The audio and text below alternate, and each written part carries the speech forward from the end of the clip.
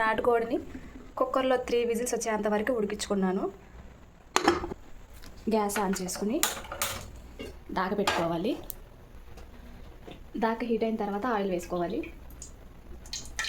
2 బిర్యానీ ఆకులు, పచ్చిమిర్చి, ఉల్లిపాయలు వేసి తిప్పుకోండి. అది ఫ్రై అయిన తర్వాత టమాటాలు యాడ్ చేసుకోవాలి.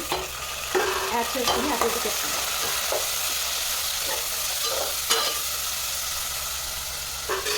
టమాటాలు యాడ్ చేసిన తర్వాత 3 యాలకులు, 3 చెక్క, లవంగాలు 6 తీసుకుని వేసుకోండి. ఇప్పుడు వీటిని తిప్పుకోవాలన్నమాట. టమాటాలు అయితే మస్తుగా ఉడికిపోయినాయి అనమాట.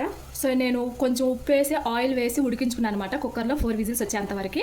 సో ఈ వాటర్తో సహా ఇప్పుడు దీనిలో వేసేసుకుందాం.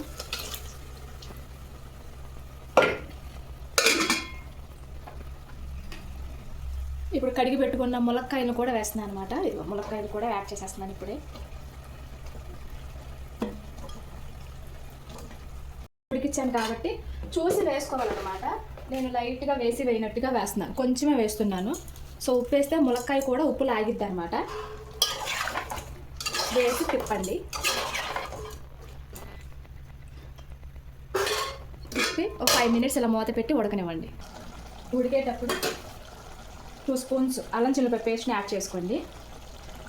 ఇలా కొత్తలా ఉడకాలన్నమాట. సో అల్లం చిల్లిపాయ యాడ్ చేసుకుంటే ఆ అల్లం చిల్లిపాయ ఫ్లేవర్ కూడా ఆ ముక్కలకి పట్టి కర్రీ అనేది ఇంకా టేస్ట్గా తయారైద్ది అనమాట. సో అల్లం చిల్లిపాయ పేస్ట్ వేసిన తర్వాత తిప్పండి. తిప్పి ఉడికించండి. ఇలా చేస్తే కర్రీ అనేది సూపర్ టేస్టీగా ఉంటుంది. ట్రై చేయండి. ఇప్పుడు కారం యాడ్ చేసుకోండి. తిప్పుకోవాలి. కారం వేసుకున్న తర్వాత ఒక 5 మినిట్స్ పెట్టి మూత పెట్టి ఉడికించుకోండి. కారం వాసన పోయి ఉడికిన తర్వాత వాటర్ యాడ్ చేసుకోండి. కొంచెం కసూరి మేతి, ధనియాల పౌడర్, గరం మసాలా తిప్పుకోండి. లాస్ట్ అండ్ ఫైనల్గా కొత్తిమీర వేసుకుని సర్వ్ చేసుకోవడమే. కర్రీ అయితే రెడీ అయిపోయింది. నచ్చితే లైక్ చేయండి, సబ్స్క్రైబ్ చేసుకోండి ప్లీజ్. Thank you.